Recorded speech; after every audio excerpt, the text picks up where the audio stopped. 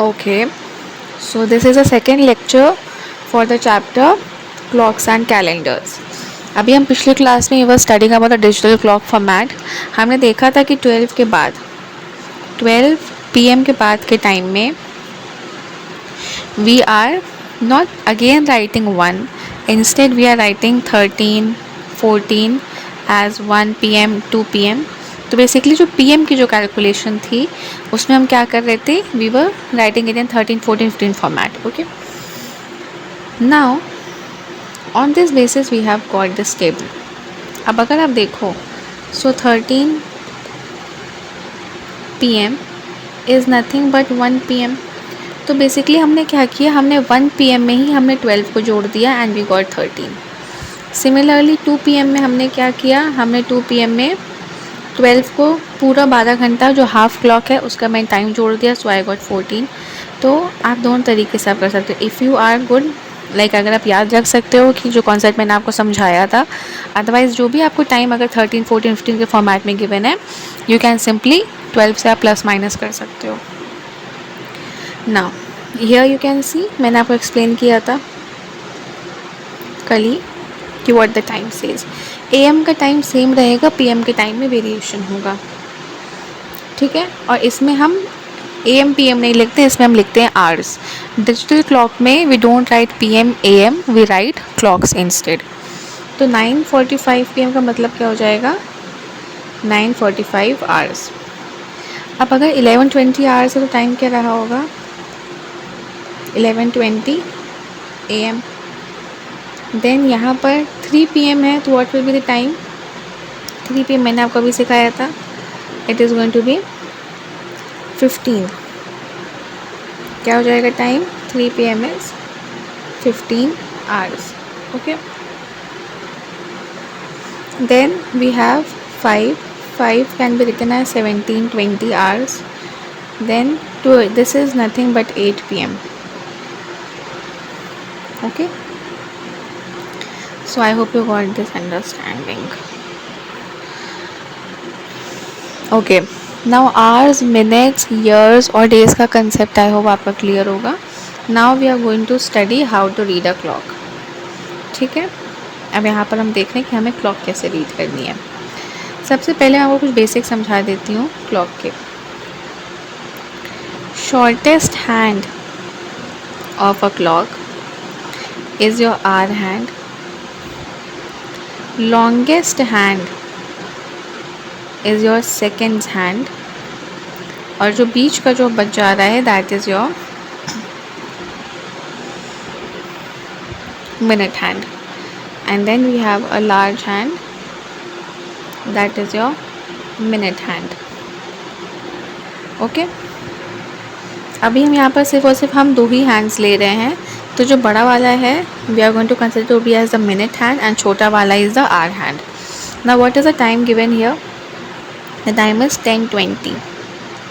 क्या टाइम है घड़ी में, 10:20. वाई, बिकॉज जो स्मॉलर हैंड है वो 10 पर है and the larger hand is on 4 और 4 रिप्रेजेंट्स 20. इनके बीच में 5 का गैप रहता है, 5 सेकेंड्स का. 5 सेकेंड्स कह लो, 5 मिनट्स कह लो, दोनों की रिप्रेजेंटेशन इसी एनोटेशन से शो होती है. ओके, नाउ अब मैंने कहा टाइम आफ्टर 25 मिनट्स. 25 मिनट्स के बाद का टाइम है, यानी कि मैं सिंपली क्या करूँगी, 10:20 में 25 मिनट्स ऐड कर दूँगी.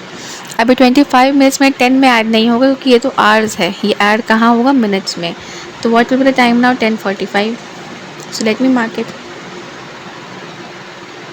10 and 45. क्लियर. नाउ यहाँ पर देखो व्हाट इज़ द टाइम, 4:15. अब 4:15 में मैंने क्या किया, मैंने 45 मिनट्स ऐड कर दिए. तो what will the time, now this is 60 minutes. What is it, it now became 4 hours 60 minutes. और मैंने अभी आपको पिछली क्लास में बताया था कि 60 मिनट्स इक्वल्स टू 1 hour. तो 4 + 1 यानी कि टोटल टाइम क्या हो जाएगा, 5 hour. यानी कि what will the time now, will be 5 PM. So 5 PM को शो करने के लिए my smaller hand will be at 5 and my minute hand is going to be at 12 because 12 represents 0 second. Clear? Any doubt here? Okay. Next, Akira leaves for school at 8 am. She reaches school in 15 minutes. Okay. तो 15 minutes में she is reaching the school. तो 8 am था. So after 15 minutes what will be the time? After 15 minutes the time will be 8:15.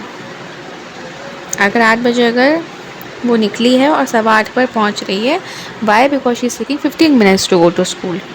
Now school assembly कितनी देर में ख़त्म करी? 15 minutes में. ओके. तो what will be the time now? Add another 15. तो यहाँ से हम यहाँ पर आ जाएंगे अगेन 15 मिनट्स. तो what will be the time now? 8:30. School में टाइम क्या है? 8:30. नेक्स्ट क्या कह रहा है? अब 20 मिनट के बाद का टाइम क्या है? तो अगर मैं 8:30 पे थी, so 30 + 20 will be 50. So somewhere I will be here. So dance practice ends at 8:50. Then after 10 minutes what will be the time? अब 8:50 में again the same calculation. Look here. 8:50 मैंने 10 ऐड किया. It will give me 8 hours 60 minutes. और अभी मैंने आपको क्या बताया कि 60 minutes is equal to 1 hour होता है. So what will the time now? 9. तो hour hand at 9 and minute hand at to break ends at 9 am.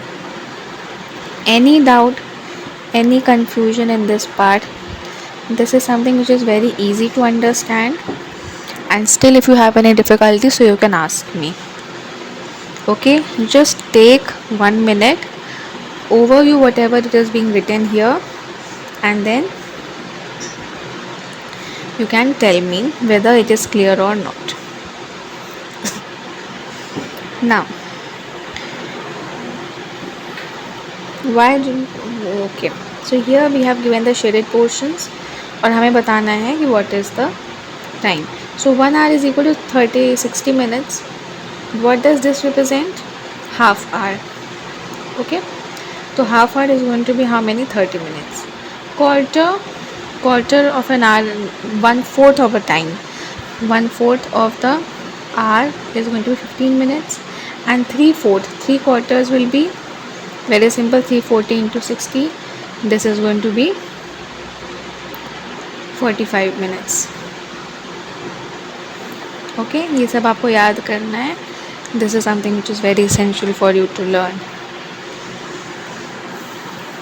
Okay, this you can do.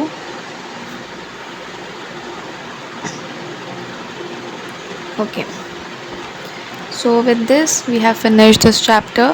Clock problems, अगर आपको और questions अगर आपको इस पे चाहिए, if you want me to discuss more questions on this, then you can ask me. I'll be bringing a question series also after this, so that आपके जितने भी chapters मैंने पढ़ाए हैं वो सब आपका बहुत अच्छे से clear हो जाए. Okay.